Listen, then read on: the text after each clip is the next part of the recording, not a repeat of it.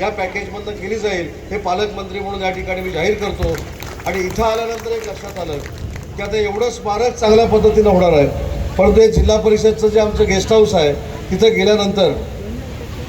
ज्या पद्धतीचं जे गेस्ट हाऊस आहे तिथं मी खासदार साहेब आणि आमदार साहेबांनी एक निर्णय घेतला आणि जिल्हाधिकाऱ्यांना मी निर्देश दिलेले आहेत की आचारसंहिता लागायच्या अगोदर याचा एक चांगला प्लान तयार करा, चांगला इंटिरियर आणून त्याचा प्लान तयार करा आणि इथं देखील अतिशय चांगल्या पद्धतीचं विश्रामगृह बांधण्यासाठी DPC मधनं पैसे देण्याचा निर्णय पालकमंत्री या नात्यानं आज या ठिकाणी मी घेतलेला आहे। मतदारसंघामध्ये उभारला गेला कारण तिथं देखील छत्रपती संभाजी महाराजांच्या पदस्पर्शानं पावन झालेली भूमी आहे। साहेब, अजून एक ऐतिहासिक निर्णय कोकणासाठी एकनाथ शिंदे साहेबांनी घेतला, पण ते पूर्णगड असेल, जयगड असेल, विजयदुर्ग असेल, सिंधुदुर्ग असेल, रायगड असेल,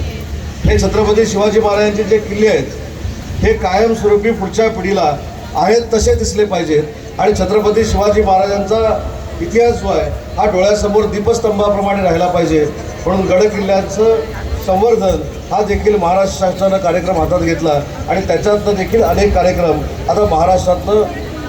आपल्याला बघायला मिळणार आहे। महोदय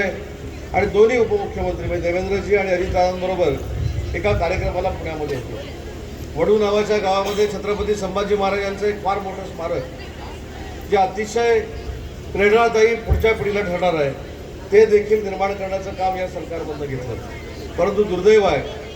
ज्या लोकांनी छत्रपती शिवाजी महाराजांचा फोटो लावून पुतळा लावून मतं मागण्याचा प्रयत्न केला तीच लोक ही स्मारक जाहीर झाल्यानंतर माननीय एकनाथ शिंदे साहेबांवर, देवेंद्रजींवर आणि अजितदादांवर टीका करतायत। मला एकच या ठिकाणी सांगितलं पाहिजे की शिवकालीन इतिहास आणि छत्रपती शिवाजी महाराजांचा इतिहास हा ज्वलंत इतिहास जर समोरच्या पिढीसमोर ठेवायचा असेल तर सरकारनं घेतलेलं हे पाऊल हे ऐतिहासिक पाऊल आहे आणि हे महाराष्ट्राच्या दृष्टीनं नाही देशाच्या दृष्टीनं महत्त्वाचं आहे।